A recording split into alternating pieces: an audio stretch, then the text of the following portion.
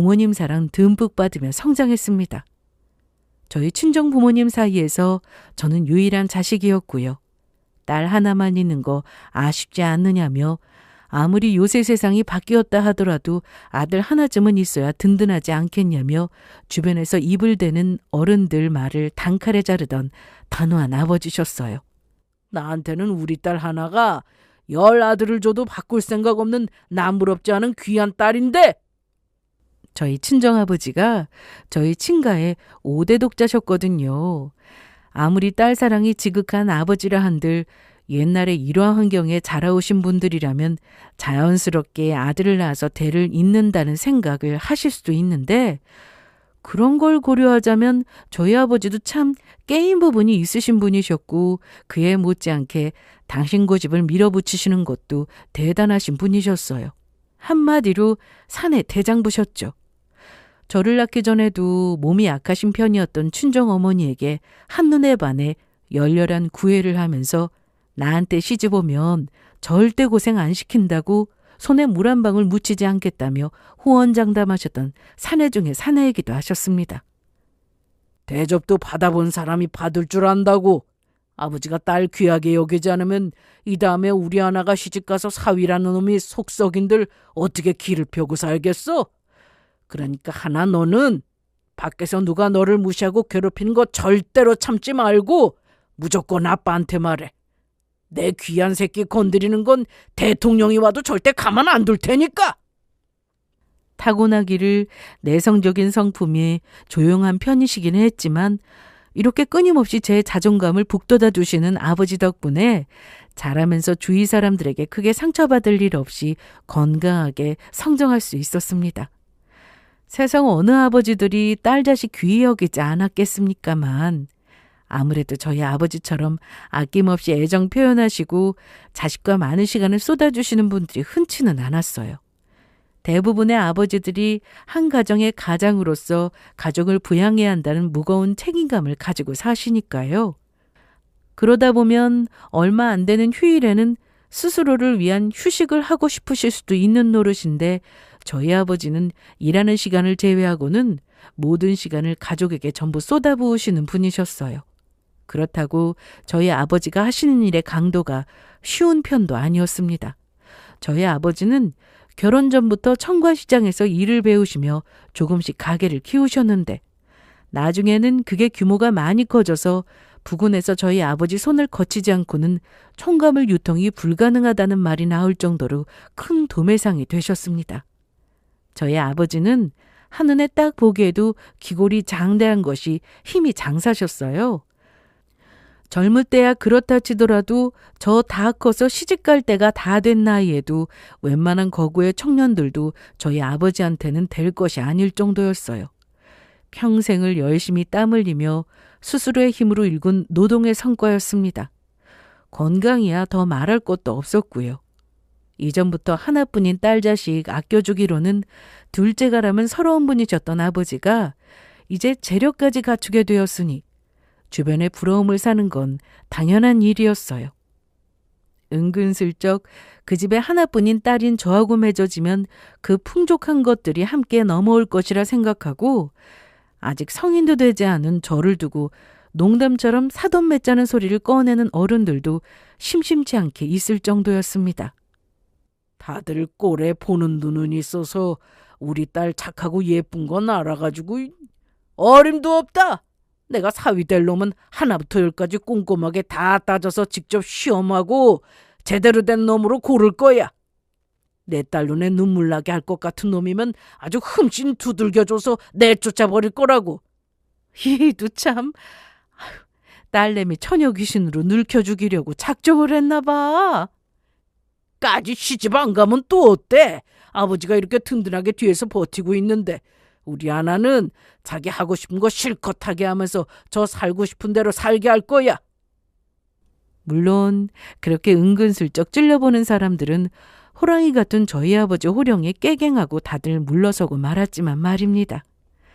당신 무서워서 우리 딸 주변의 남자들 다 쫓아버리겠다며 타박을 하시던 어머니께서도 딸 자식 인생을 든든하게 지지해주겠다는 저희 아버지 진심 100%인 말씀을 듣고는 흐뭇해하시는 걸 알 수 있었어요. 이렇듯 저를 아껴주시는 부모님 기쁘게 해드리고 싶어서 학창시절 내내 나름대로 큰 사고 치지 않고 부모님 속 썩이지 않고 얌전하게 잘 자랐고 공부도 제법 열심히 했다고 생각해요.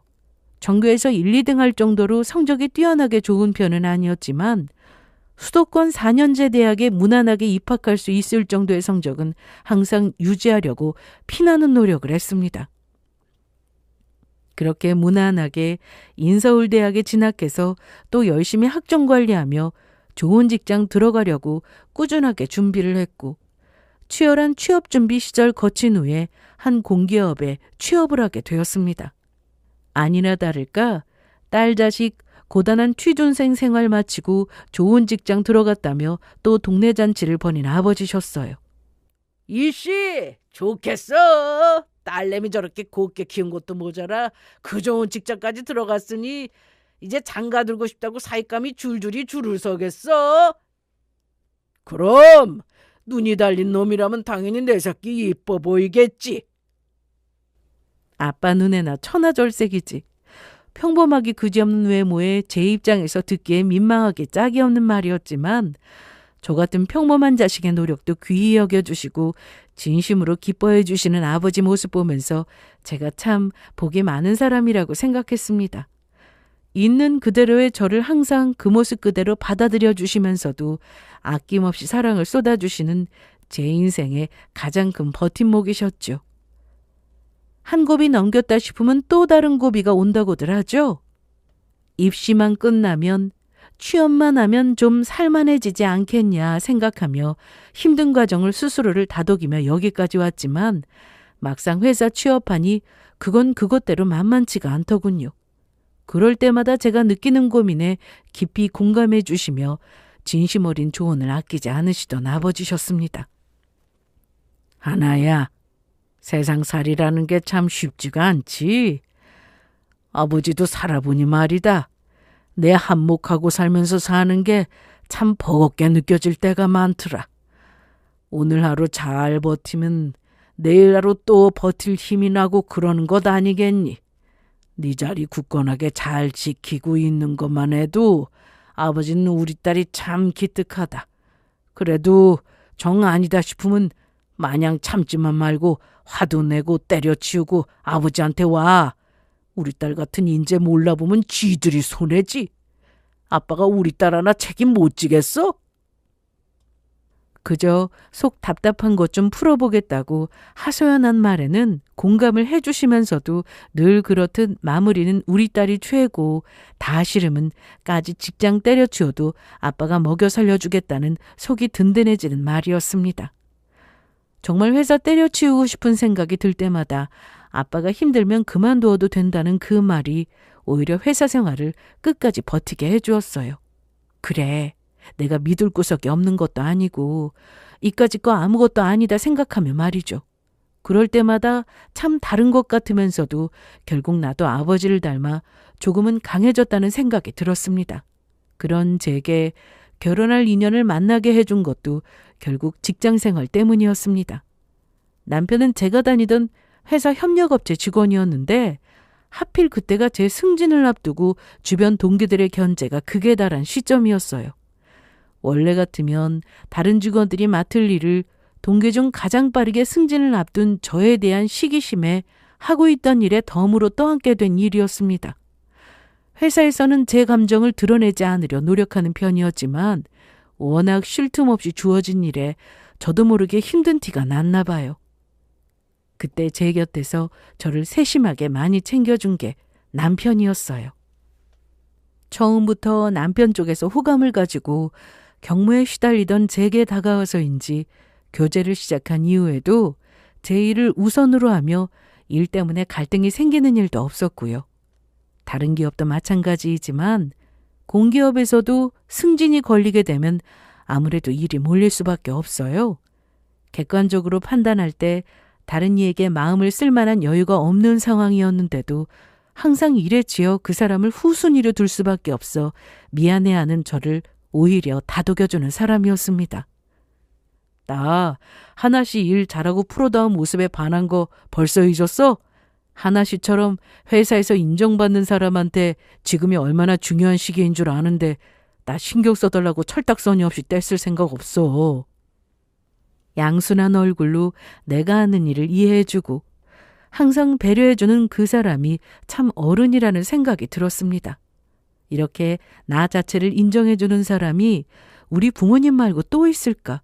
이런 생각이 드니 이 사람과 평생을 함께해도 나쁘지 않겠다는 생각이 들었죠. 마침내 바라던 승진까지 이루고 나자 남편 쪽에서 먼저 청혼을 해왔습니다. 꽃다발과 반지 케이스를 든 양손이 바들바들 떨리는 데서 저 사람의 긴장과 나를 향한 사랑이 느껴졌어요. 더 거릴 곳이 없다는 후련한 마음으로 청혼을 받아들였습니다. 아버지한테 남편 소개시켜드려야 한다는 생각이 들었을 때부터 걱정이 이만저만이 아니었습니다. 세상 가장 잘난 남자를 사윗감으로 데려가도 당시 눈에 세상에서 제일 귀한 딸 자식의 짝으로는 한참 모자라다며 색안경을 끼고 보실 아버지셨어요. 그런데 또 남편의 객관적인 조건만 놓고 보자면 제 스펙보다 부족한 부분이 많은 게 사실이다 보니 더욱 그러했죠. 당시 남편이 다니던 회사는 사기업으로 회사 규모가 중소기업에서 겨우 벗어난 축이었습니다. 말이 저희 회사의 협력업체였지 사실상 하청업체나 다름없었고요.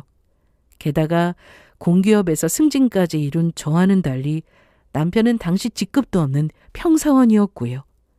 대학에 곧장 입학하지 못하고 재수를 하고 취업을 하는데도 시일이 꽤 걸려서 저보다 2살이 많은데도 여전히 사회초년생의 입장이었습니다.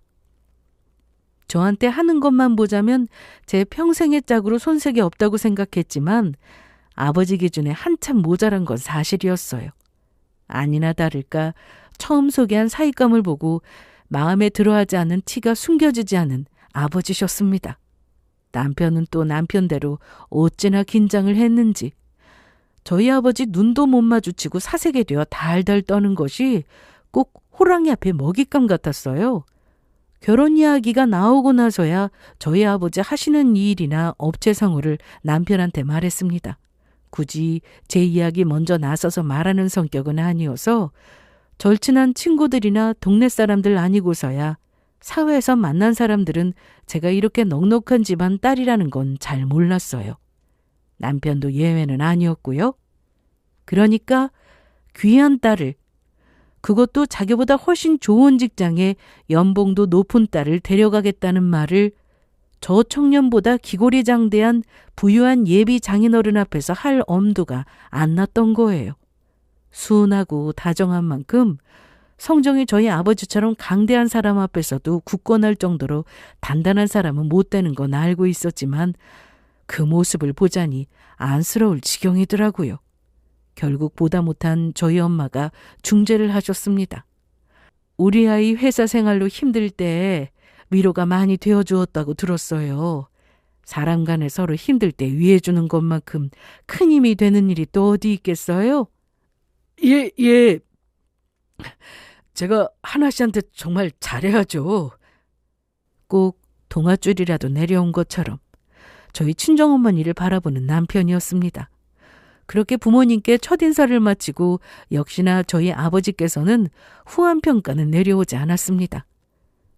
그 가정 일군다는 사람이 저리 기가 약해서야 누군들 당신 앞에서 기를 펴겠어.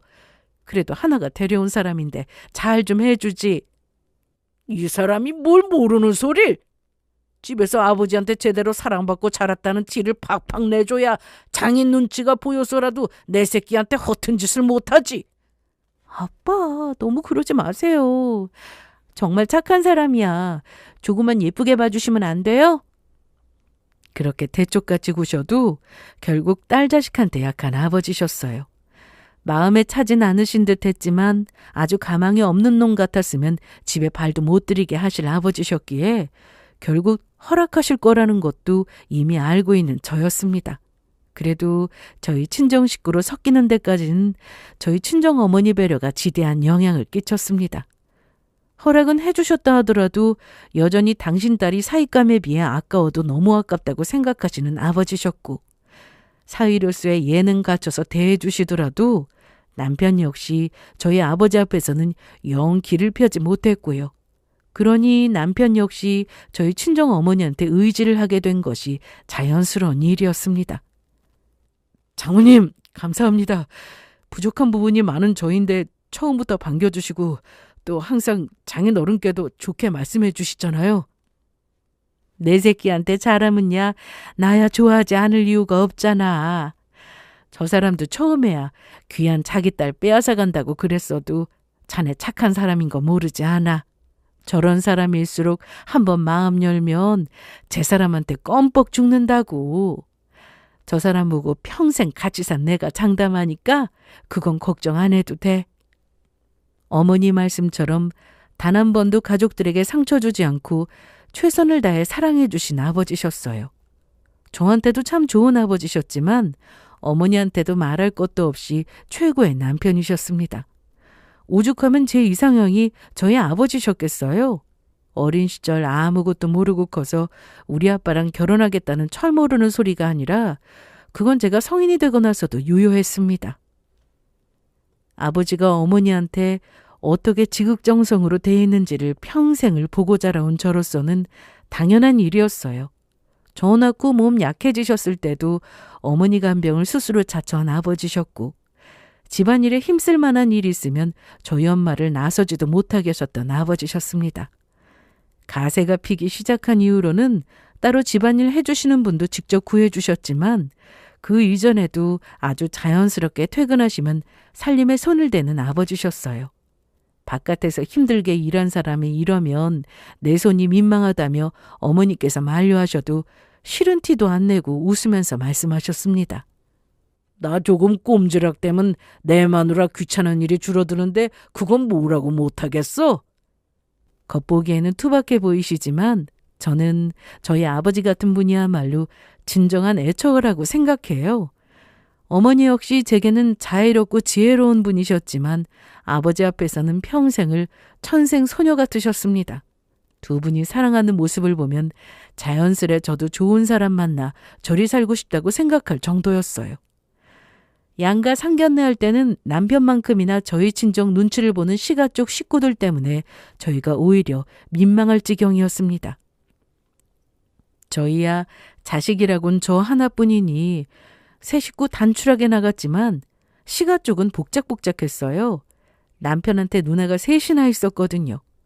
거기다 당시 세 시누이 모두 출가해 각자 아이들까지 있어서 상견례 자리가 다소 정신이 없었습니다. 아이고, 얘들이 오늘따라 왜 이리 번잡스럽게 굴까?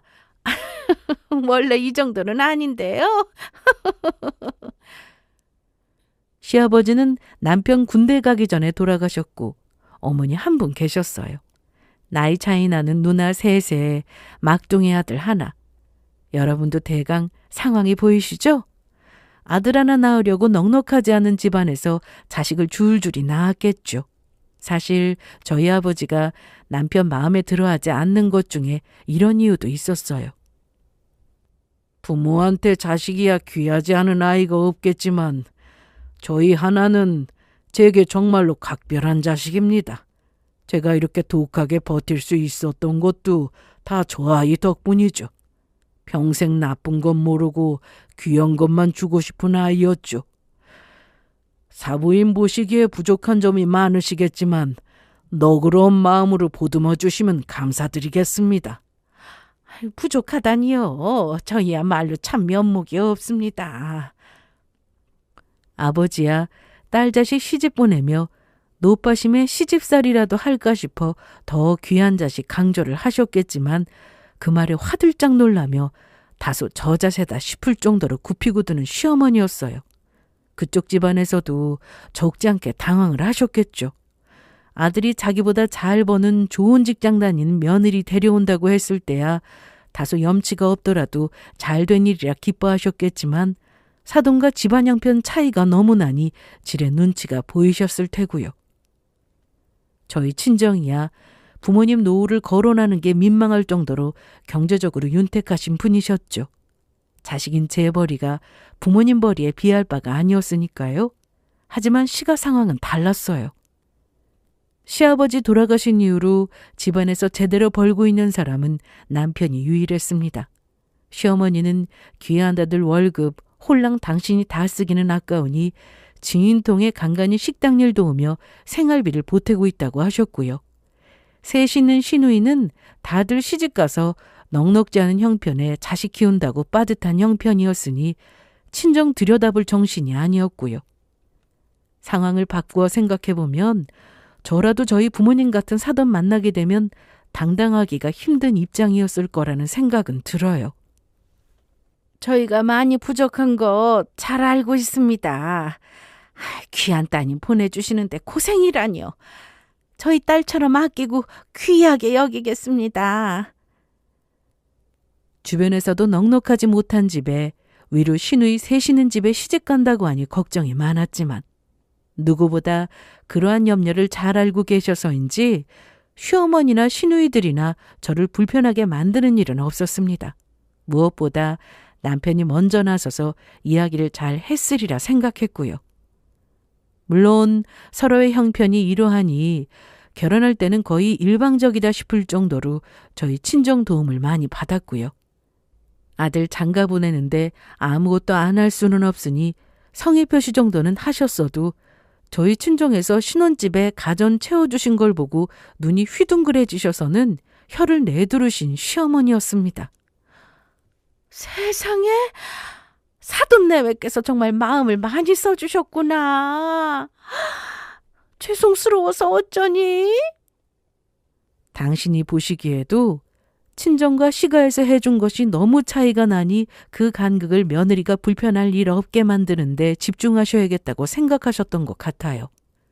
결혼 후에 정말 필요한 일 아니면 시가일로 호출되는 일도 극히 드물었고 평생 귀한 막내 아들로 부엌에도 못 들어오게 하던 아들이 살림에 열을 올리는 걸 보고도 마뜩치 않아 하시는 것 같았지만 입을 꾹 다무셨습니다. 남편은 남편대로 둘 다 일을 하고 더군다나 제 벌이가 더 많은 상황인데 남편이 가사에서 손을 떼는 건 옳지 않은 일이라고 자기가 먼저 팔을 걷어붙이고 살림을 분담했습니다. 자체 한번 해본 적이 없어 결혼 전까지는 빨래도 다 시어머니가 해주셨다는데도 서툴기는 해도 애쓰는 모습이 좋아 보였어요. 물론 당신 어머니 보는 앞에서는 좀 눈치껏 행동해줬으면 하는 바람이 있긴 했지만요.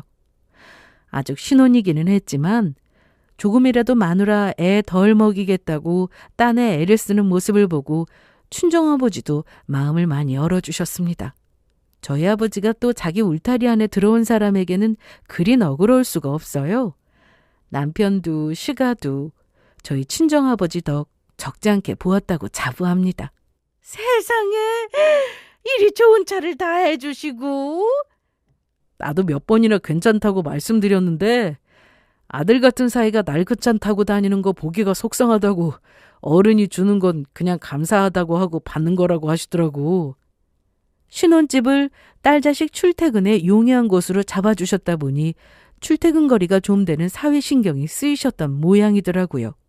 저한테도 말을 미리 안 해주시고 차부터 뽑아다 주셔서 남편 눈이 놀라 튀어나오는 줄 알았습니다. 새 차 구경하면서 당신 형편에 엄두도 못 낼 걸 호강하는 아들 보는 시어머니도 감사의사를 거듭하셨고요. 우리 집 보증금 도와주신 지도 얼마 안 됐는데 사돈어른께 송구해서 이 일을 다 어쩐다니? 자식들 다 출가시키고 홀로 계시던 변두리의 시가집 주변으로 재개발 풍문이 돌기 시작하면서 확정된 것도 아닌데 집주인이 갑작스럽게 집 보증금을 올려달라 일방적으로 통보를 했으니 시어머니도 많이 당황스러우셨겠죠. 그 큰 돈을 갑자기 융통하기도 쉽지 않은 일이라 남편 얼굴에 근심이 가득하니 그걸 최근에서 기어이 캐내신 아버지께서 그 자리에서 자금을 해주신 거였습니다. 그분이 별탈 없이 잘 사셔야 내 새끼 속 시끄러울 일이 없을 테니 결국은 나 좋으라고 한 일이야. 우리 입장에서 솔직히 큰 돈도 아니지 않냐. 제가 민망할 정도로 감사 인사를 하시는 시어머니 때문에 며느리가 된 제 면도 적지 않게 섰기에 감사한 마음에 아버지께 식사 대접을 해드렸더니 대수롭지 않게 말씀하셨습니다. 나는 하나 너만 잘 살면 된다. 내 새끼만 잘 살면 아무것도 더 바랄 거 없어. 이리 든든하게 제 곁을 지켜주시며 귀한 자식으로 자랐으니 그 누구도 얕보지 않고 귀한 사람 대접받게 만들어주신 아버지가 오래오래 곁에 계셔줄 줄 당연히 그리 알았습니다. 그렇게 태산같이 단단해 보이셨던 아버지가 그렇게 짧은 시간에 꼭 다른 사람처럼 쓰러져 가실 줄 그때는 미처 몰랐어요. 아버지 위암 발병 소식을 처음 접하고는 저나 어머니나 영문을 모를 지경이었습니다. 저희 가족 중 가장 나이가 많으셨어도 언제나 가장 건강한 분이셨고 식사량도 운동하는 젊은이를 웃돌 정도였습니다. 평소에 건강검진도 주기마다 꾸준히 하셨던 분이니 그런 못된 병이 그리 빨리 크게 자라날 줄 어떻게 알았겠어요? 괜찮다. 이 나이에는 다 그런 병 하나쯤 안고 사는 거야. 담담하게 말씀하시는 아버지와는 달리 저희 모녀는 너무 놀랐습니다.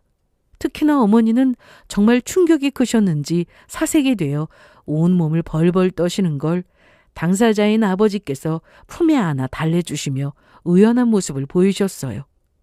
고작 2달. 근육질의 바위 같은 몸에서 근육은커녕 살점 하나 찾아보기 어려울 정도로 고통에 바싹여인 아버지 모습을 보는 일은 너무나 괴로웠습니다. 보통 연세 있으신 분의 암 진행 속도는 젊은 사람들에 비해 느리다던데 평소에 워낙 건강하셔서 그랬던 건지 아버지 병세가 너무 빨리 진행되어 하루하루가 너무 무서웠습니다. 당장에 내일이라도 끔찍한 병고가 들리지는 않을까. 이제 식사도 옳게 하지 못해 해골처럼 바싹 마른 아버지 얼굴 보면서 하나뿐인 자식이 해드릴 수 있는 게 없는 것이 너무나 서러웠어요. 저도 이러한데 평생 당신 곁을 든든히 지켜주던 남편이 순식간에 무너지는 모습에 친정엄마도 너무 괴로워하셨어요. 너도 네 일 잘하며 가정 일구고 나도 없는 집 자식으로 태어나 이만하면 내 힘으로 이룰 건 다 이뤄봤으니 다른 건 아쉬울 게 없는데 내 저 사람이 눈에 밟혀 걱정이다. 아빠, 나 있잖아. 엄마 걱정 안 해도 돼. 아빠 평생 어떻게 하셨는지 옆에서 잘 지켜봤으니까 내가 잘할게. 마음 같아서는 그리 걱정되면 우리 곁에 조금만 더 있어달라고 말하고 싶었지만 이미 너무 고통을 많이 받은 아버지께 차마 더 버텨달라는 말을 할 수가 없었어요. 그렇게 간절하게 당신의 아내를 하나뿐인 자식에게 부탁하시고는 아버지는 영영 돌아올 수 없는 곳으로 떠나셨습니다. 장례식에서 어머니는 혼절을 거듭하셨어요. 생전에 인망이 좋으셨던 아버지 덕에 도움의 손길은 끊임없이 이어졌으나 평생 곁에 머물러 줄 알았던 남편의 부재를 채우기에는 역부족이었습니다. 그런 어머니 곁을 장례 내내 지켰고요. 어떻게 이런 일이 다 있다니. 그 강건하시는 분이 이리 갑자기. 비보를 듣고 당연히 시가 식구들도 장례식에 얼굴을 비추셨습니다. 상주 자리를 대신하고 있는 남편은 오시는 손님분들마다 반색을 하며 명함을 주고받고 있었는데 기운을 차리지 못하시는 어머니 전담하느라 정신이 없었던 저는 제가 할 일을 대신해주고 있는 남편을 그저 고마워만 했습니다. 상황이 이상하게 돌아간다는 걸 인지한 건 아버지 장례 마치고도 기운을 못 차리셔서 어머니 병원에 입원시키고 돌봐드리다 집에 돌아와서부터였어요. 퇴근하면 곧장 집으로 돌아와 서로 살림 분담하고 남은 저녁 시간 도란도란 함께 보내던 남편이 없었습니다. 바닥이 서늘한 게 벌써 며칠은 집을 비운 것 같았어요. 당신 어디야? 나 엄마 집이지. 집에 가도 당신도 없고 여기 엄마 혼자 계시는데 같이 저녁도 먹고 하면 좋잖아. 평소 같으면 친정엄마 간병하고 녹초가 될 저 생각해 집에서 저를 기다리며 반겨줄 사람이었습니다. 하지만 나한테 내 엄마 귀하다면 저 사람한테도 당연히 자기 엄마 귀한 일이겠지. 비록 아버지 가시고 어머니까지 힘들어하시고 그러느라 정작 내 마음 돌볼 여유가 없어 남편이 곁에 있어줬으면 하는 마음에 서운한 마음이 들었어도 그건 내 생각이다. 내가 상황이 상황인 만큼 너무 예민하게 받아들이나 보다. 그렇게 스스로를 타일렀습니다. 하지만 이후부터 남편의 시가 방문은 날이 갈수록 잦아졌습니다. 아들이 엄마 집 간다는데 뭐라 할 일이 아니라고 처음에는 그리 생각했지만 예전 남편의 행동을 생각하면 점점 기분이 상할 수밖에 없었어요. 저와 함께 시가 들러 시어머니와 시간을 보내고 나면 하나뿐인 딸 시집 보내고 적적하실 거라며 먼저 처가에도 들리자고 말해주던 남편이었습니다.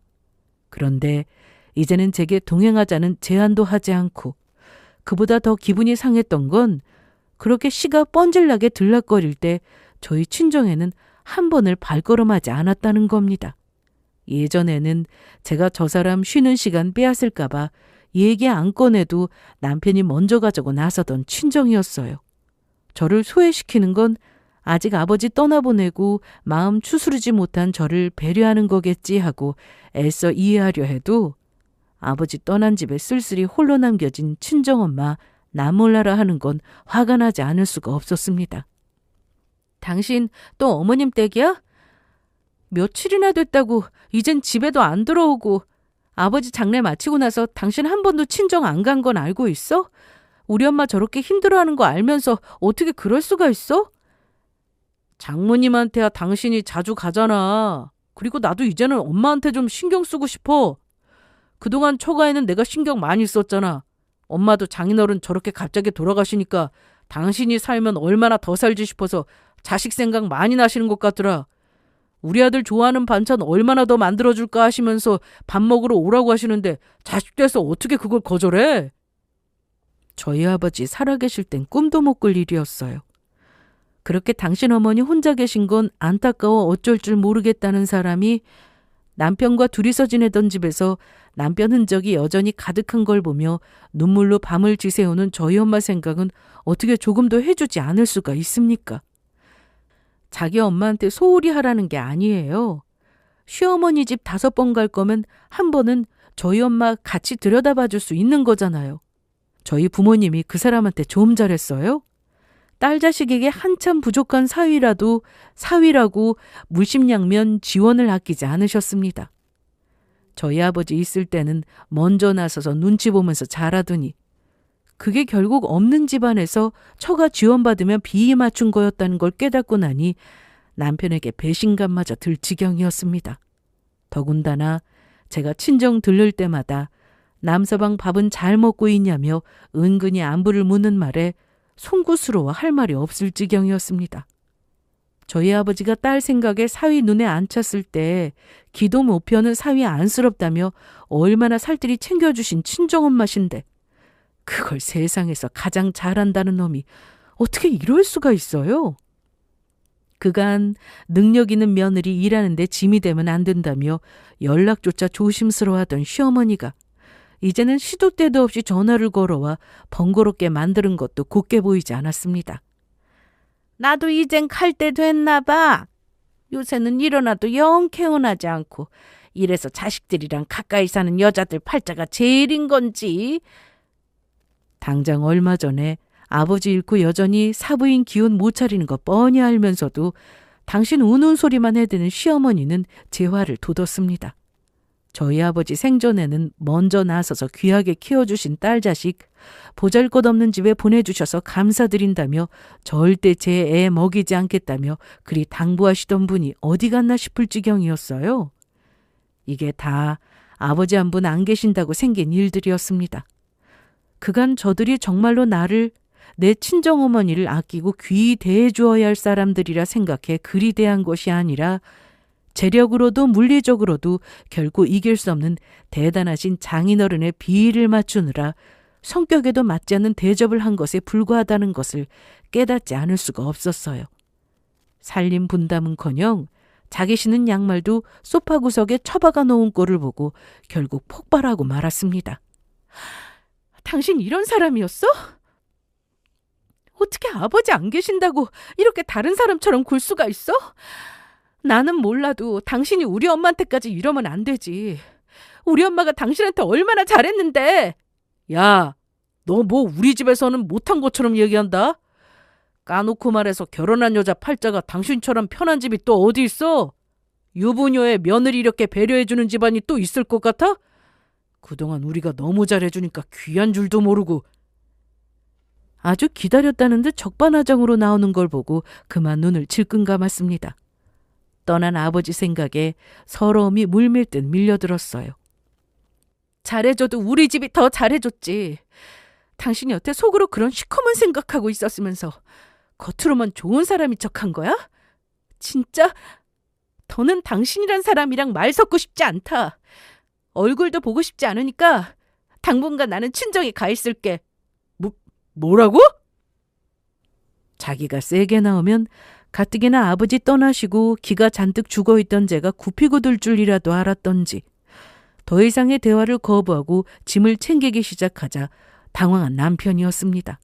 그러든지 말든지 저는 그 길로 친정엄마 보러 가버렸고요. 엄마랑 아예 며칠을 같이 살다 보니 저도 그렇지만 엄마도 위안이 많이 되신 것 같았어요.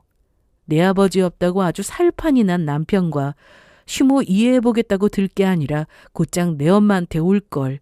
그 생각을 하니 남편이 더욱 괘씸했습니다. 아예 며칠 연락도 안 했더니 남편 쪽에서 먼저 자기가 말이 너무 심했던 것 같다며 얼굴 보고 얘기하자며 연락이 왔습니다. 마음만 같아서는 아주 발밑에 길 때까지 집에 안 들어가고 싶었지만 엄마가 걱정하실까 봐 한 수 접어주었죠. 집으로 갔더니 울상을 하고 남편이 현관까지 쫓아나왔습니다. 여보, 아무리 서운해도 그렇지 그렇게 나가버리면 어떡해. 나도 반성 많이 했으니까 우리 대화를 풀자. 어? 와중에도 내 엄마 안부는 묻지 않는 남편이 마음이 들지 않았지만 일단 자리에 앉았습니다. 그런 제게 남편이 전혀 예상치 못했던 뜻밖의 말을 했어요. 그래, 당신도 홀로 된 장모님이 얼마나 눈에 밟혔겠어. 나도 장모님 쓸쓸하게 그 넓은 집에 혼자 계실 거 생각하니 마음이 아파. 그래서 말인데 장모님 우리가 모시면 어떻겠어? 당신 진심이야? 진심이지 그럼. 사위도 자식인데. 순간 그간의 서운함이 한순간에 싹 풀릴 정도로 감동이 밀려왔어요. 그래도 저 사람이 나를 아주 기만한 건 아니었구나. 나도 모르게 눈물이 핑 돌았습니다. 그래서 말인데 사실 요즘 같은 세상에 사위가 장모를 모시는 게 어디 보통 일이야? 장모님하고 살림 합치게 되면 이제 내가 이 집 가장인데 장모님 지금 지내시는 집 말이야. 그거 내 명의로 돌리는 게 여러모로 좋지 않겠어? 어차피 집안 문제 앞으로 내가 다 처리해야 할 테고. 찔끔 나오려던 눈물이 도로 쏙 들어가는 염치를 팔아먹은 말이었어요. 당시 살고 있던 신혼집도 남편 연봉의 언감생심이었으나 그거 해주실 때 친정아버지가 확실하게 제 단독 명의로 해주셨죠. 그러니 남편은 무주택자였습니다. 그걸 내 어머니 자기가 모신다는 핑계를 대서 살고 있던 신혼집 배는 되는 그 비싼 집을 공짜로 삼키려고 들어요? 너 도둑놈이야? 뭐야? 아직 모신 적도 없는 장모 집부터 꿀꺽하겠다는 소리를 하면서 말만 그렇게 하면 내가 멍청하게 속아 넘어갈 줄 알았어? 앞에서 쪽도 못 쓰던 우리 아빠 없다고 만만한 나나 장모 구슬리면 당신 주제에 꿈도 못 꿀 비싼 집 손에 떨어질 줄 알았냐고. 자식인 나도 내 부모님 집에 눈독을 안 들이는데 당신이 뭘 했다고 명예변경이야? 내가 이렇게 큰 결심을 했는데 고마워하지는 못할 망정. 그러는 너는 우리 엄마 모시겠다고 소리 한번 해봤어? 가는 게 있으면 오는 게 있는 게 마땅한 거지.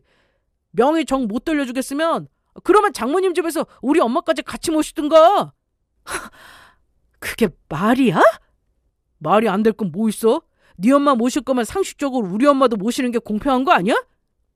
지 돈 한 푼도 안 들이 신혼집 얹혀 사는 주제. 남의 부모 집 처먹겠다면서 제 엄마 같이 모시는데 상식을 운운하다니. 그 순간 이혼을 결심했습니다.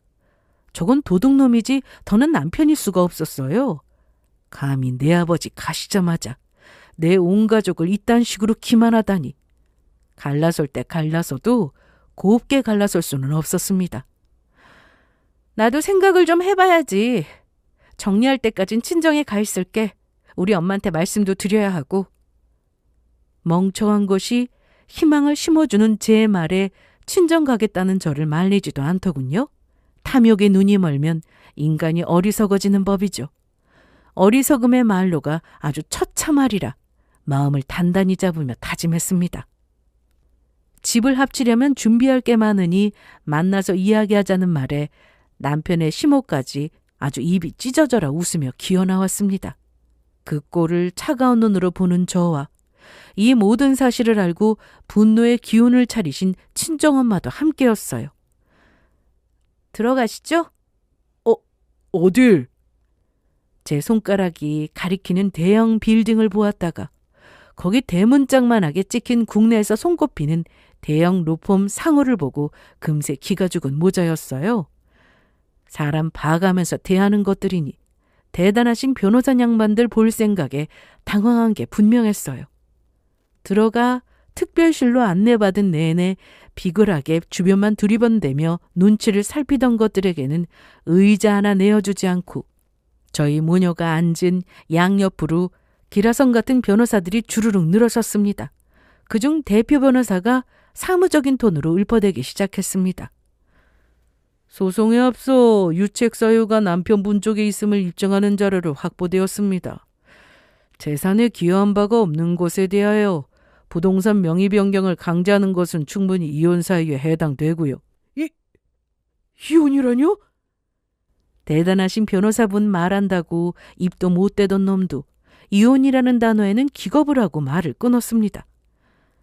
제 것도 아닌 걸 그 어마어마한 재산 내놓으라고 협박까지 하기에 나는 당연히 나랑 갈라설 생각으로 한 말인 줄 알았는데 나랑 내 엄마한테 그딴 짓을 해놓고도 이혼 소리가 놀랍니 너는?